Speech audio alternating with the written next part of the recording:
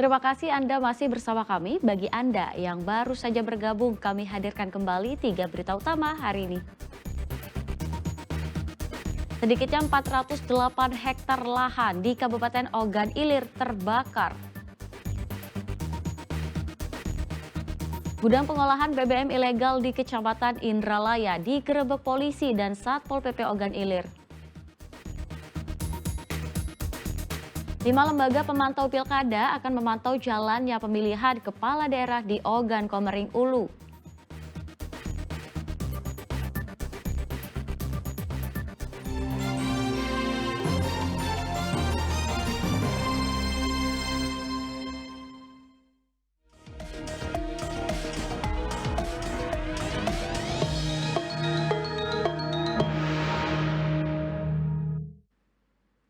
Ya, 5 lembaga pemantau pilkada sudah terdaftar di Komisi Pemilihan Umum Kabupaten Ogan Komering Ulu.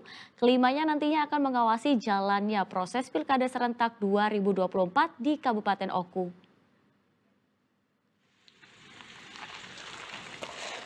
Komisi Pemilihan Umum Kabupaten Ogan Komering Ulu menerbitkan sertifikat kepada 5 lembaga swadaya masyarakat pemantau pilkada serentak OKU tahun 2024 nanti. Nantinya, lembaga pemantau yang telah terverifikasi KPU ini akan mengawasi jalannya proses pilkada serentak 2024 di Kabupaten Ogan Komering Ulu. Jika ditemukan pelanggaran pilkada, lembaga pemantau dapat berkoordinasi dengan Bawaslu maupun Gakumdu Kabupaten Oku.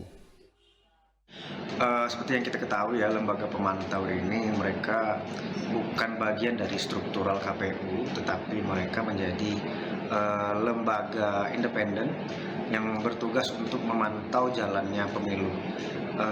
Ketika nanti ada pelanggaran, kemungkinan mungkin ada kegiatan pencegahan, itu boleh saja dilaksanakan oleh pemantau. Diharapkan kelima lembaga pemantau tersebut dapat menjalankan tugas pokoknya dengan baik. Netralitas dan integritas dari lembaga ini sangat dibutuhkan untuk menciptakan pilkada yang jujur dan adil, sehingga terpilih pemimpin yang diinginkan masyarakat Kabupaten Ogan Komering Ulu.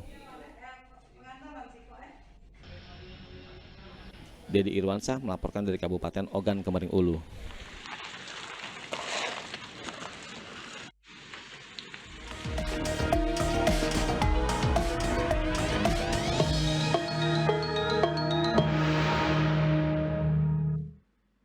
Perkembangan teknologi digital menuntut kaum perempuan untuk beradaptasi mengikuti perkembangan zaman. Salah satunya adalah peran serta perempuan menuju keluarga sehat sejahtera di era digitalisasi.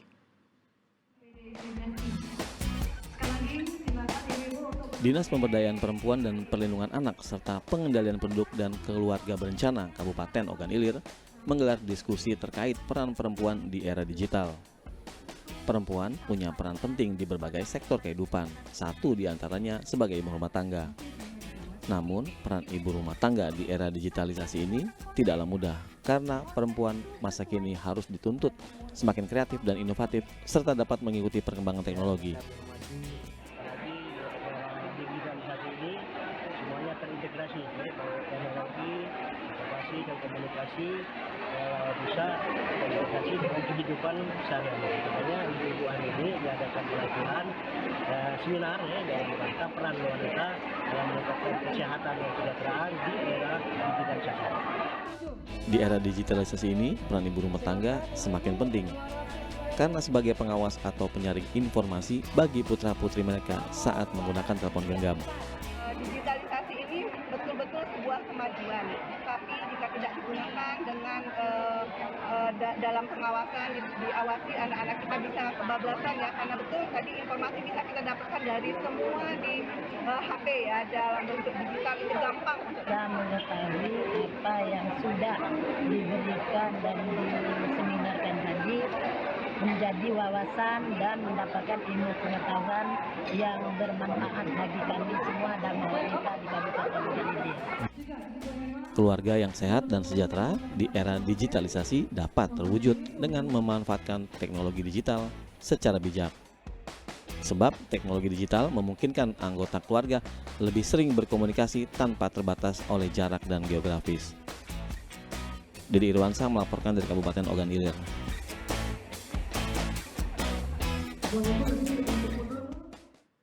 Aset senilai 64 miliar rupiah dari hasil tindak pidana pencucian uang narkotika disita BNN.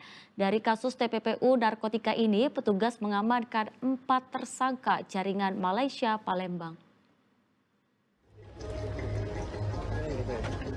Petugas Badan Narkotika Nasional menyita aset hasil tindak pidana pencucian uang dari kasus narkotika senilai 64 miliar rupiah.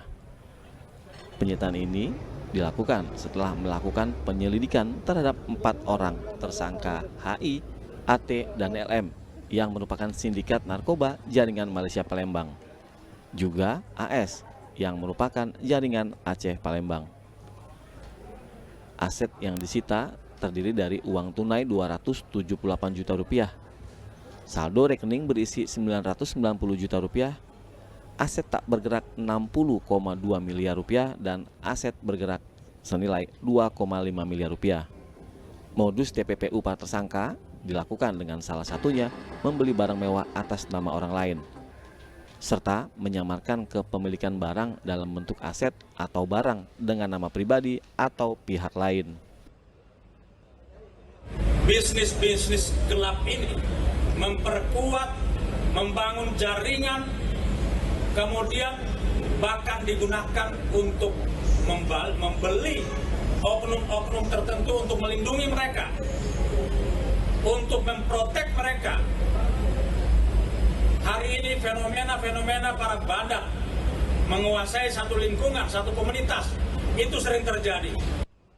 Dalam penyelidikannya, BNN Republik Indonesia melibatkan PPATK untuk mendapatkan aliran dana transaksi narkoba yang dikendalikan oleh keempatnya. Dalam peredaran narkoba Malaysia Palembang juga melibatkan warga negara asal negeri jiran yang berperan mengirim sabu dan kini masuk dalam daftar pencarian orang. Dari TPPU ini, keempat tersangka terancam hukuman 20 tahun penjara. Ardian Syahputra melaporkan dari Palembang. Gudang pengolahan BBM ilegal di Kecamatan Indralaya digerebek polisi dan Satpol PP Ogan Ilir. Di lokasi petugas menemukan tong-tong besar tempat menampung BBM. Satpol PP dan polisi dari Polres Ogan Ilir menggerebek gudang yang diduga menjadi tempat pengolahan BBM ilegal di Desa Pulau Semambu, Kecamatan Indralaya Utara, Kabupaten Ogan Ilir. Informasi penggerebekan petugas pada sore lalu diduga bocor karena di lokasi gudang ditemukan dalam keadaan kosong tanpa aktivitas. Di lokasi, petugas menyita sejumlah barang bukti seperti sisa BBM dan tong berukuran bekas sebagai wadah penampungan. Polisi masih melakukan penyelidikan terkait asal BBM yang diduga ilegal ini diperoleh. Untuk bangunan yang tersebut tidak memiliki izin. Dari proses tidak memiliki izin, makanya kita koordinasi dengan Satpol PP untuk pembongkaran bangunan tersebut. Untuk saat ini kita amankan 2 unit Desmond bekas kosong, 1 tong dengan ukuran 200 liter, dan kita amankan juga bekas bangunan. Untuk mencegah penggunaan gudang ini kembali, petugas merobohkan seluruh pagar berikut bangunan yang ada di sekeliling gudang. Semua barang bukti dibawa petugas ke Polres Ogan Ilir, sedangkan pemilik dan pekerja gudang masih dalam pencarian polisi. Didi Irwansyah melaporkan dari Kabupaten Ogan Ilir. Sedikitnya 408 hektar lahan terbakar di Kabupaten Ogan Ilir. Akses menuju lokasi yang sulit dan berkurangnya sumber air menjadi kendala dalam proses pemadaman. Semak belukar dan sejumlah pohon yang ada di wilayah Desa Kapuk, Kecamatan Pamulutan, Kabupaten Ogan Ilir ini terbakar pada Rabu lalu. Satgas Kebakaran Hutan dan Lahan sempat kewalahan saat memadamkan api. Ini karena luasnya area lahan yang terbakar. Usaha pemadaman dilakukan melalui jalur darat dan waterbombing menggunakan helikopter. Asap yang mengganggu jarak pandang serta terbatasnya sumber air menjadi hambatan bagi petugas untuk memadamkan api. Kecamatan Pamulutan merupakan salah satu daerah yang rawan kebakaran lahan. Berdasarkan data BPBD Ogan Ilir, luas lahan yang terbakar di Kabupaten Ogan Ilir telah lebih dari 400 hektar dengan hampir 200 peristiwa kebakaran. Yang masih kita pantau, masih kita monitor itu terutama Kecamatan Indra Utara, yaitu di Desa Pulau Kabal, Desa Parit, Desa Tanjung Pering, dan Desa Sungai Rambutan. Satgas kita di masing-masing kecamatan, termasuk satgas kita di kabupaten ini. Kebakaran di Desa Kapuk, Kecamatan Pamulutan baru bisa dipadamkan setelah 2 jam petugas berjibaku dengan api. Asal api, penyebab kebakaran masih dalam penyelidikan polisi. Dedi Irwansyah melaporkan dari Kabupaten Ogan Ilir.